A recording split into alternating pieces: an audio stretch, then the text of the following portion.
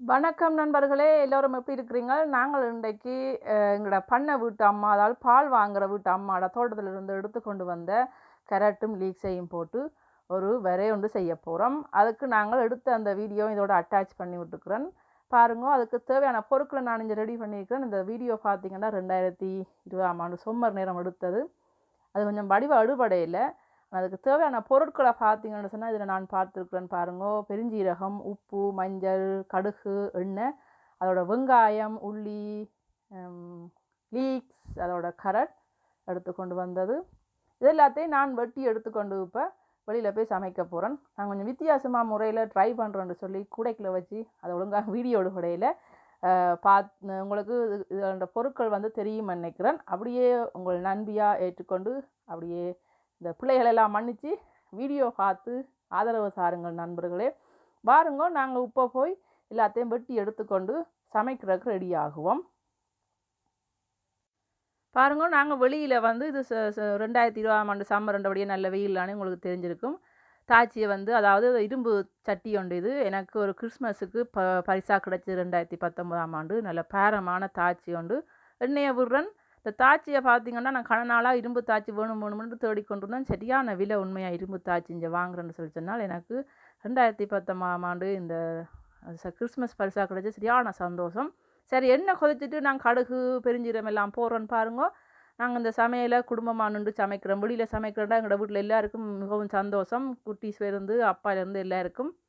அதெல்லாம் பொரிஞ்ச பிறகு வெங்காயம் போடுறோம். இதுக்கு நீங்கள் விருப்பம்னு சொன்னால் கட்டத்தூள் அல்லது செத்தல் மிளகாய், பச்சை மிளகாய்னு போடலாம். சின்ன பிள்ளைகளும் சேர்ந்து சாப்பிட்றபடியாக நான் அதுக்கு போடையில் எல்லாம் கொஞ்சம் லைட்டாக பொரிய விடுவோம். நல்லா பொரியாமல் லைட்டாக பொரிஞ்சால் காணும். இப்போ அந்த கரட் சீவுறதால நான் வந்து கரட்டை சீவி வச்சுருக்கிறேன் பாருங்கள். அதையும் நான் இதோட கொஞ்சம் பெருசாக கண்ணில் தான் சீவிருக்கிறேன். அதையும் இதோட சேர்க்குறோம். உண்மையில் பார்த்தீங்கன்னா இந்த வரை வந்து அவ்வளோ சுவையாக இருந்தது. வளமையாக செய்கிறதை விட என்னென்னு தெரியல. வெளியில் அந்த விறகடுப்பில் செய்ததோ என்னொன்று தெரியல. அதோடு சேர்த்து நாங்கள் இது எல்லாத்தையும் கொஞ்சம் அவிராக்கு கொஞ்சம் லைட்டாக தண்ணியும் விடணும் இந்த கரட் அவிராக்கு. பாருங்கள், இந்த அகப்பையை என்னுடைய ஸ்வீஸ் ஐயா ஒரு ஆள் உங்களுக்கு தெரிஞ்சிருக்கும், ஒரு தோட்ட வீடியோ பார்த்துருப்பீங்க. அந்த ஐயா செய்தது அந்த அகப்பையை பாருங்க. அதோட உப்பு போடுறோம். அடுப்பை பாருங்க இப்படி எரியுதுன்னு சொல்லி சரியான சந்தோஷம். வெளியில் நின்று சமைக்கிறேன்டா எனக்கும். கொஞ்சம் தண்ணியை விடுறோம் என்னண்டா கொஞ்சம் நல்லா அவிராக்கு கரட் கொண்டோம் அவிராக்கு கொஞ்சம் நேரம் எடுக்கும்ன்றபடியா. அதோட இப்போ அவிஞ்சிட்டு அதை வெட்டி வச்சு அந்த லீக்ஸையும் இதோட சேர்க்குறோம். அதோட மஞ்சள் தூளையும் போட்டு இதோட கிளறி விடுவோம். உண்மையாகவே நல்ல சுவையாக இருந்தது. இதே மாதிரி நீங்களும் செய்து பார்த்துட்டு உங்களோட கருத்துக்களை வந்து எனக்கு கொமெண்ட்ஸில் சொல்லுங்க என்ன மாதிரி இருந்ததுன்னு சொல்லி.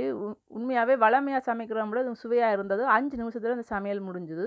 அதோட தேங்காய் பூவையும் அதோட சேர்க்குறோம். எங்களோட சின்ன மகன் அது தேங்காய் பூவை போடுறேன். போட்டு அதையும் கிளறி எடுத்தால் சமையல் வந்து முடிஞ்சுது. இதுதான் என்னுடைய கரட்டும் லீக்ஸும் போட்ட வரை நண்பர்களே. உங்களுக்கு இந்த வீடியோ பிடிச்சிருக்குன்னு நினைக்கிறேன். பிடிச்சிருந்தால் லைக் பண்ணுங்க, ஷேர் பண்ணுங்க, சப்ஸ்கிரைப் பண்ணுங்க. நாங்கள் இன்னும் ஒரு காணொளியில் உங்களை சந்திக்கிறேன். நன்றி, வணக்கம்.